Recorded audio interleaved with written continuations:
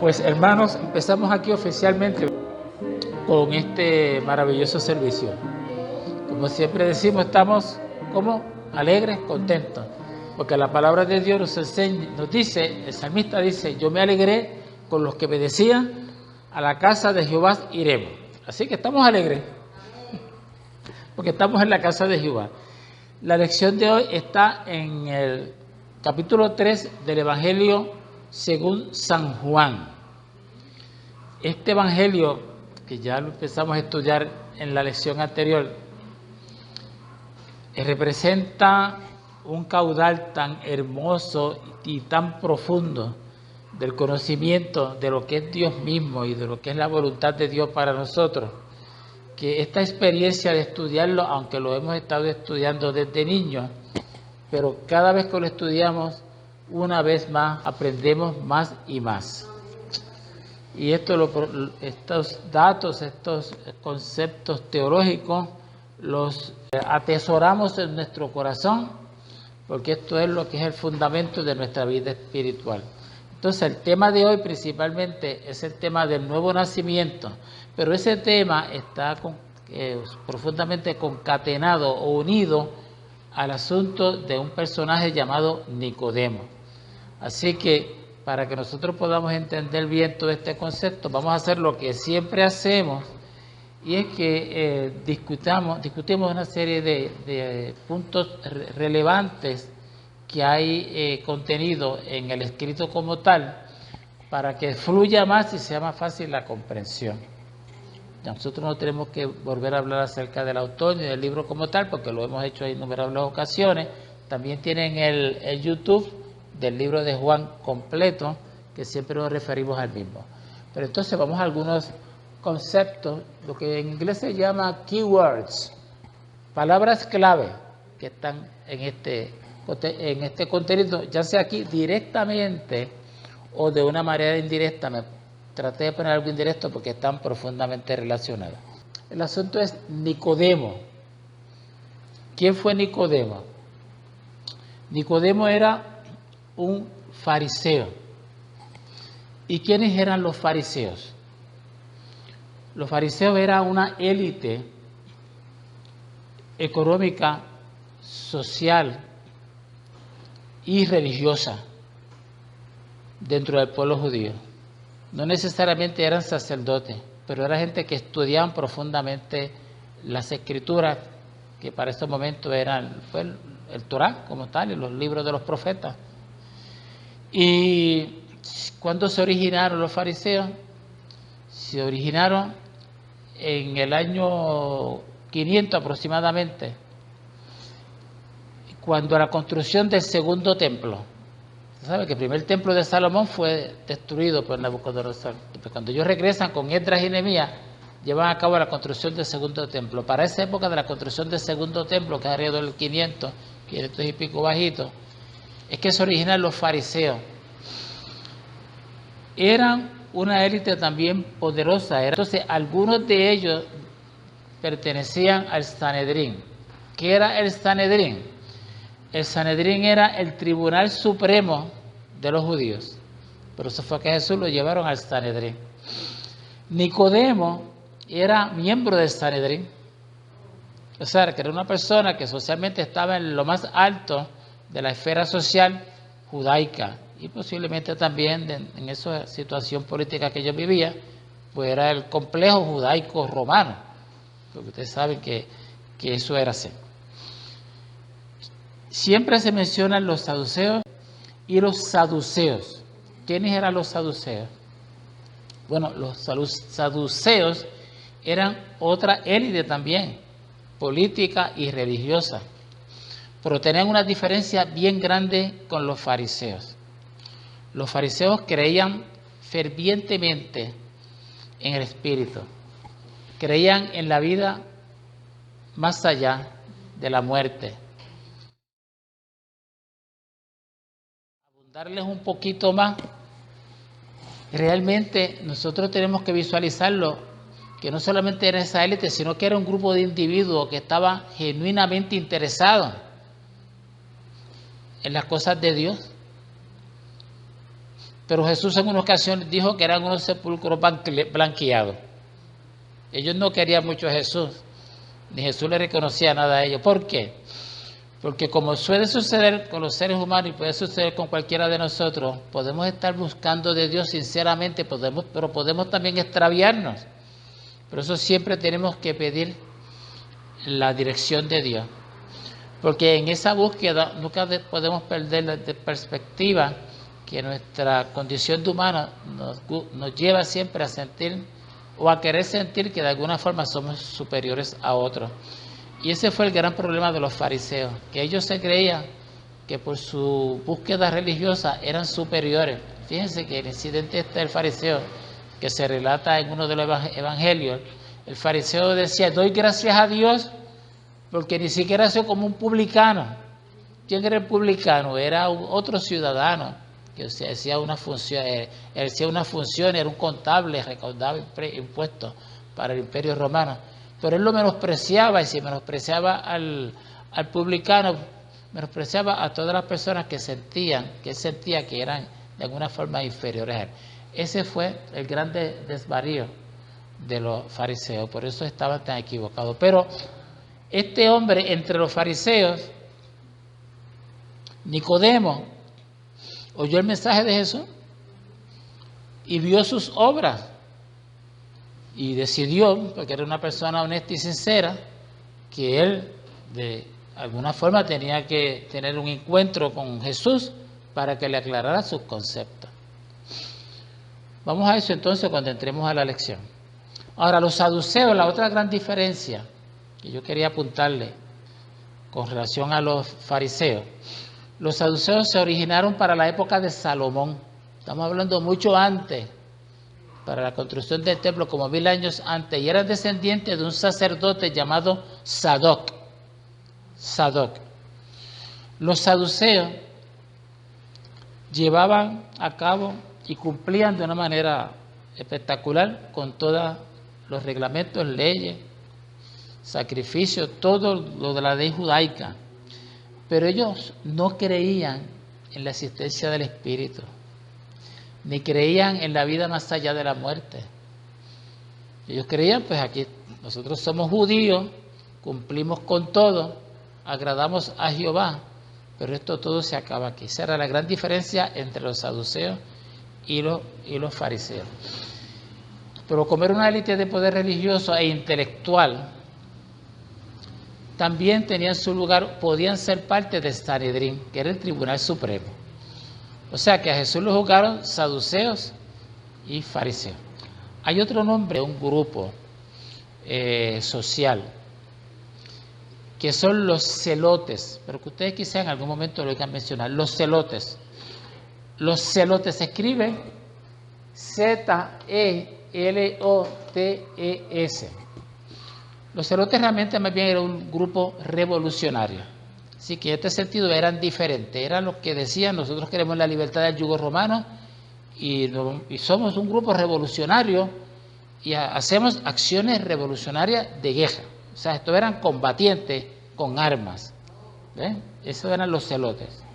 Pero es bueno saberlo, de qué se trataba, porque en este ambiente fue que vivió Jesús y desarrolló su ministerio. Pero entre esos estaba Nicodemo, que estaba en esta confusión y vino a buscar luz.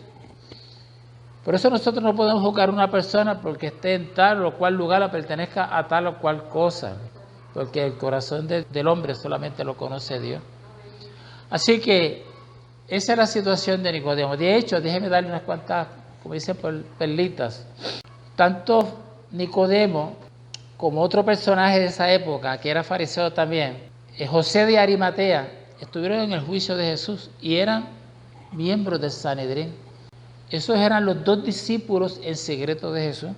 ¿Por qué eran discípulos en secreto? Porque tenían miedo, porque estaban en la cúspide social y si ellos se proclamaban seguidores de Jesús, pues iban a sufrir serias consecuencias. Pero cuando Jesús muere, ambos se llenan de valor y dicen, no, nosotros no nos vamos a ocultar más, y van donde las autoridades romanas y le piden el cuerpo de Jesús para darle una sepultura digna, porque de acuerdo al derecho romano, esta gente que se sacrificaba en la cruz ni siquiera se merecía una sepultura digna. Así que ellos los dejaban allí y los tiraban por cualquier lado. Ellos no permitieron que eso sucediera. Así que este pasaje de Nicodemo con el Señor Jesús nos habla de tantas cosas tan profundas que quizás no vamos a poderlas discutir en mucho detalle. Pero aparte del concepto del reino, aquí se presenta también el asunto del nuevo nacimiento, que es una de las piedras angulares de nuestros principios de fe y de nuestra experiencia de vida cristiana. Entonces eso lo vamos a ver más adelante y lo vamos entonces a discutir. Aquí se menciona en algún sitio más adelante que Jesús le dice a ellos que según Moisés levantó la serpiente en el desierto. Como eso no lo explica ahí, se lo voy a explicar de antemano para cuando lleguemos a él lo podamos entender. Cuando el pueblo de Israel salió de Egipto, estuvo vagando por el desierto. Si ustedes pueden ver aquí este mapa, que no está muy allá que digamos, pero traté de hacerlo un poquito más claro. Aquí está la Palestina con las 5 provincias. Aquí se me olvidó ponerle esta provincia.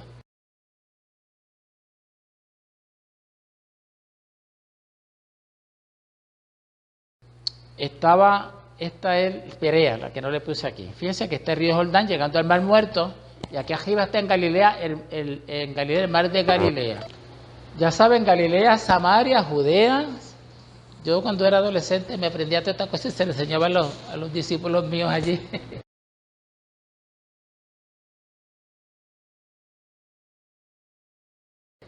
Perea, si nos vamos acá, para mí ha sido Idumea. Entonces, entre Idumea más abajo está Egipto. Cuando ese pueblo salió de Egipto, camino hacia el Mar Rojo, pues ellos tuvieron varias rebeliones. Y una de las rebeliones que tuvieron que empezaron a quejarse de que no tenían suficiente alimento, y si tenían alimento no era suficiente. No tenían una gran variedad, no podían ir al hipopótamo a pedir diferentes variedades de menú, estaban cansados del mismo menú. Y empezaron a renegar del Señor. Y el Señor le mandó una pruebita para que aprendieran un poco, y es que vinieron muchas serpientes del desierto y empezaron a morderlo. Serpientes. Entonces, cuando ellos vieron eso, fueron donde Moisés, y le dijeron, Moisés, por favor, ayúdanos, mira lo que nos está pasando. Entonces el Señor le dijo a Moisés, hazte una serpiente, y él hizo una serpiente de bronce, y la levantó, y todo aquel que miraba a esa serpiente quedaba sano de la mordedura de la serpiente. Así que ese acto de Moisés fue un tipo de Cristo. Según Moisés fue levantado, Cristo va a ser levantado en la cruz, para que todo aquel que mire a la cruz sea libre de las mordeduras satánicas que atribulan, enlodecen y destruyen su vida. Esa es la mirada a la cruz. Así que nosotros, hermanos, la Biblia es algo tan maravilloso. Vamos entonces a entrar en la lección.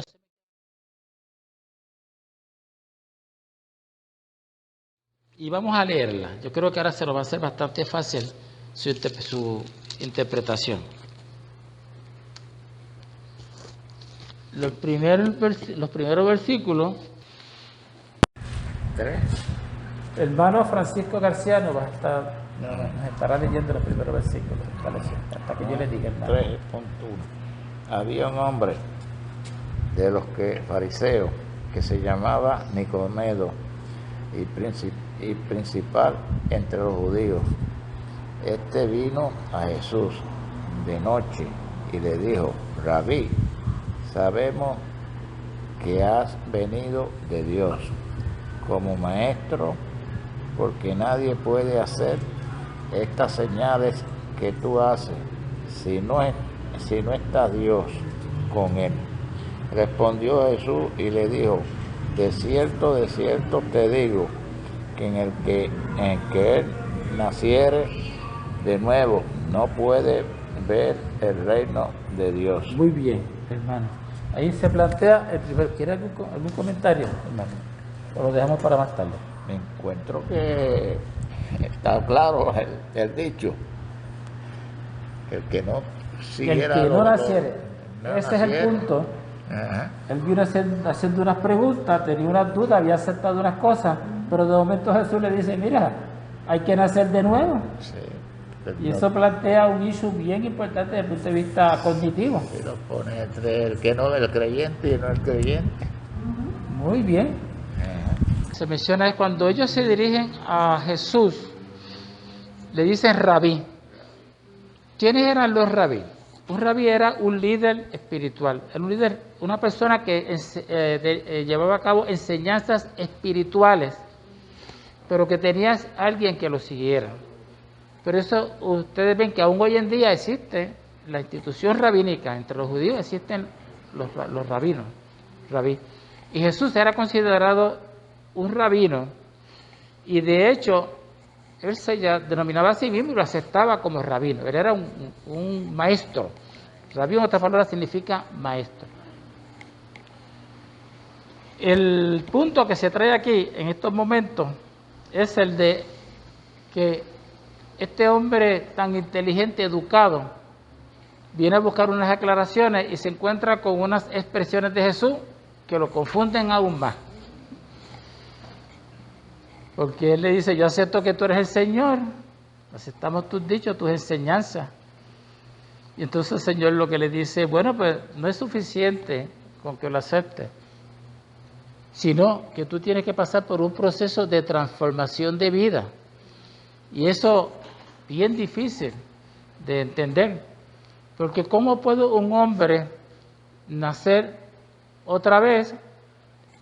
O sea, transformarse en un ser que es totalmente distinto, porque es una nueva criatura. Esto se conoce en el idioma griego como metanoia, y es una palabra que la utiliza mucho la gente por ahí. Cuando ustedes oigan que alguien les habla de la metanoia, y ustedes saben a qué se refiere, es este nuevo nacimiento. Entonces Jesús procede a explicarle. ¿Y qué le explica? Que el nacimiento tiene que ser del agua y del espíritu. Los teólogos no están todos completamente de acuerdo con lo que él quiso decir con del agua y del espíritu, pero yo creo que el concepto más o menos aceptado es que el agua posiblemente se refería al bautismo de Juan, porque no se olvide que Juan fue un personaje bien importante, fue la persona que Dios levantó para que sirviera hiciera los caminos para el Señor. O sea, lo que él hacía tenía un significado profundo. Y de hecho, él mismo bautizó al propio Señor. El bautismo en vida de los judíos tenía un significado bien profundo. Así que él decía: hay que nacer del agua en el sentido de que usted públicamente acepta con toda la fuerza de su intelecto y de su corazón, usted acepta que usted necesita cambiar, ser algo diferente, porque el bautismo conlleva un acto simbólico de muerte y resurrección. Cuando usted desciende, muere; cuando sale, está resucitado. Ese es el simbolismo. Pero entonces lo que sucede con la vida cristiana y con lo que somos nosotros como cristianos es que los ritos y los simbolismos son bien importantes. Pero entonces en el ser humano se tiene que darle una transformación que no se puede llevar a cabo a través del rito y el simbolismo. acompañado ese rito y simbolismo, pues entonces está una transformación del ser humano. Usted es una persona diferente. Y hermanos, quien sabe si usted es o no es una persona diferente es Dios. De hecho, nosotros no podemos juzgar a nadie en términos de si es una persona que ha nacido de nuevo o no. Algunos hermanos, yo le he visto a lo largo de mi vida que han dicho, ese no ha nacido de nuevo, porque ha tenido alguna diferencia. Eso no lo podemos juzgar, porque quien el único evalúa eso es Dios. Entonces, este acto de transformación del ser humano es una obra, y de las obras más importantes del Espíritu Santo, quizás la más importante. Se lleva a cabo por la acción del Espíritu Santo. El Espíritu Santo es la tercera persona de la Trinidad. No es solamente una fuerza. Entonces es una capacidad que puede producir una transformación en las personas de una manera especial, espectacular, que en realidad nosotros no la podemos entender completa. De hecho, el mismo Jesús le explicó que el viento de donde quiera sopla, oye su sonido, pero no sabe hacia dónde va. Esto es una obra misteriosa que se opera en el ser humano. Ahora, usted mismo sabe si usted es una nueva criatura.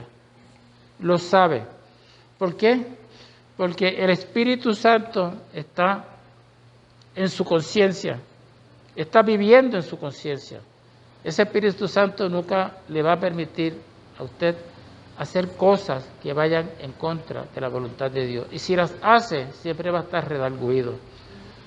La otra cosa es esa persona que nace de nuevo, que tiene la compañía del Espíritu Santo, pues va a ser guiado y él va a depender del Espíritu Santo para su vida. De eso se trata el asunto. ¿Dudas? ¿Colaboraciones? Vamos entonces a la segunda parte, hermana Adelaida. Es 4, ¿verdad? Sí. Nicodemo le dijo, ¿cómo puede un hombre nacer siendo viejo? ¿Puede acaso entrar por segunda vez en el vientre de su madre y nacer? Respondió Jesús, de cierto te digo, que el que no naciere de agua y del Espíritu no puede entrar en el reino de Dios. Lo que es nacido de la carne, carne es, y lo que es nacido del Espíritu, Espíritu es. Nadie subió al cielo sino el que descendió del cielo, el Hijo del Hombre que está en el cielo. Y como Moisés levantó la serpiente en el desierto, así es necesario que el Hijo del Hombre sea levantado.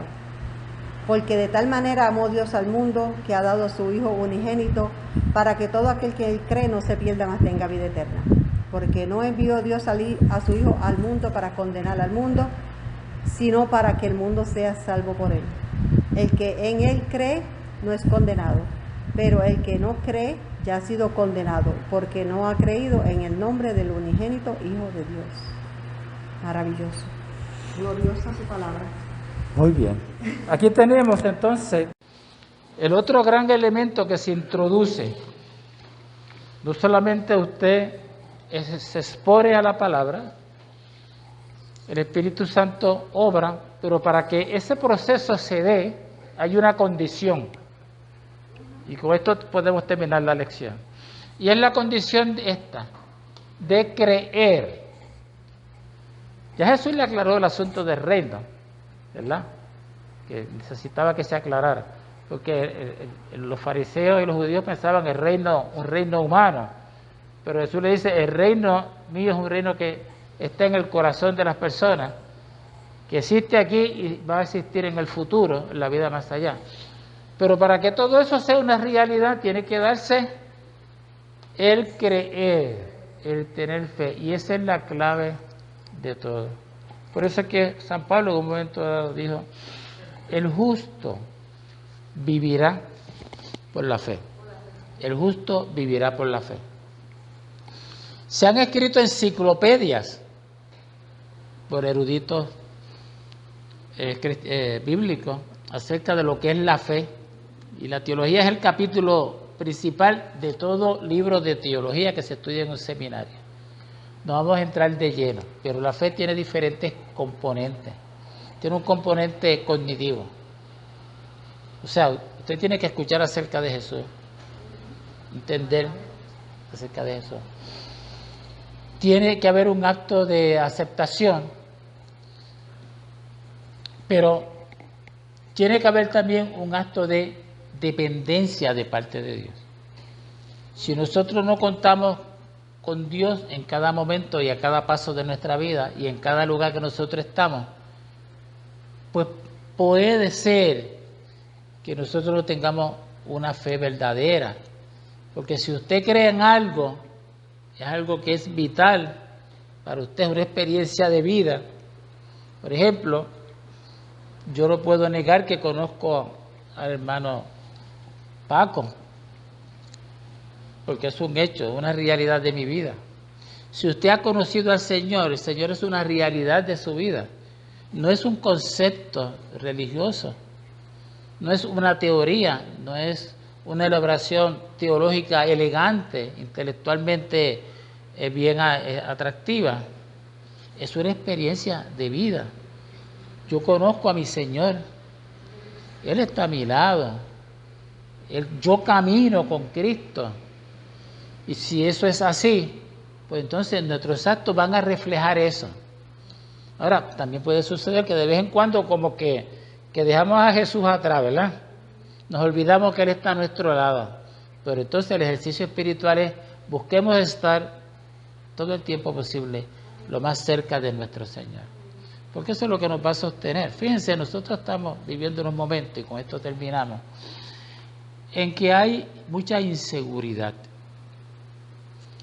Y yo me digo, pero es que en realidad la inseguridad siempre ha existido, con pandemia o sin pandemia.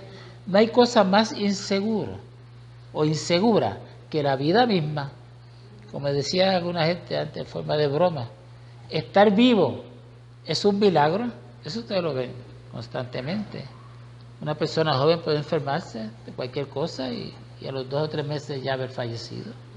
Usted puede salir por ahí, puede venir alguien a atropellarlo en un automóvil, en un país como Puerto Rico, donde hay tanta criminalidad, puede venir alguien a acabar con su vida. Usted puede estar en una luz roja y cuando le cambia a verde de tirarse y viene uno y lo atropella y acaba con su vida. O sea, en realidad no hay nada seguro en esta tierra. Entonces hay que aprender a vivir con la inseguridad. Ahora, esa inseguridad es anulada, es bloqueada cuando nosotros sabemos que tenemos al Señor a nuestro lado. ¿Cuántos de ustedes han tenido tribulación en su vida? Pruebas grandes. ¿Tú las has tenido? ¿Tú las has tenido, Paco? Yo las he tenido. Cada cual puede dar un testimonio. Es más, yo quisiera preguntar, no me tienen que dar los detalles, pero si alguno se siente con el deseo, brevemente, de hablar un poquito acerca de grandes momentos de prueba y cómo la fe, el nuevo nacimiento esperado en su ser lo ha ayudado a superarlo.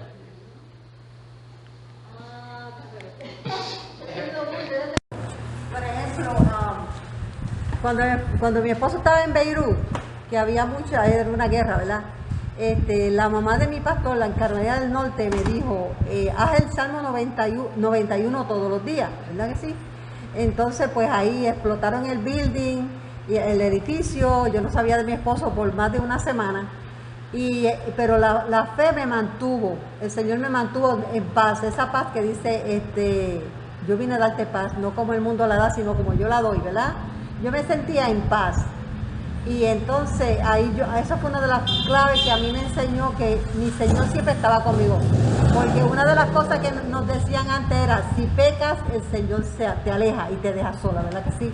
Entonces a veces, pues bueno, yo estaba casada con un hombre que no era cristiano y había la cerveza, había esto, había lo otro, y a veces yo tenía que ir a las actividades sociales, que aunque no quería ir, pero tenía que ir, porque era la del capitán, la del coronel, te sabes, ese tipo de cosas. Entonces, eso me traía mucha confusión. Pero entonces un día yo le dije al Señor, ¿y dónde está esa paz que tú dices que me vas a dar? Y el Señor me la dio, esa paz interna, que estoy pasando por una situación, y eso ha sido por muchos, muchos años, Estoy pasando por la situación, pero me siento en paz y me siento en gozo y me siento contenta. Por eso usted siempre me ve contenta. ¿Por qué? Porque tú eres una nueva criatura. Exactamente. Y yo sé que mi Padre está conmigo. Y sé que Jesús camina conmigo. Yo lo sé. No es que alguien me lo dijo, no es que a lo mejor, que quizás quién sabe. No, es que yo sé. Yo sé que está ahí. Cuando se me queda el carro, yo sé que me libró de algo. Cuando no puedo salir porque hay un aguacero bien fuerte, me libró de algo. Siempre estoy en eso. Y otra cosa que le digo es que yo sé que la sangre de Cristo cubre toda mi casa. Eso es para mí es lo más esencial. ¿Cómo es que la sangre de Cristo, yo visualizo a mis hijos, a mi esposo, a toda mi casa, cubierta con la sangre de Jesús, que es todopoderosa? Entonces me voy al Viejo Testamento, me voy al Viejo Testamento donde la ovejita, donde ellos, untaron la sangre de la ovejita y el ángel de la muerte no entró allí. Y no era porque eran buenos, ni eran santos, ni era porque allá había de todo, ¿verdad que sí? Pero no entró, ¿por qué? Porque la sangre estaba ahí. Y la sangre de Cristo nos cubre. Eso es fe. Esa es la definición de fe de la que estamos hablando. Lo que nos he expuesto aquí en su testimonio, la hermana Adelaide. Dios los bendiga, hermano.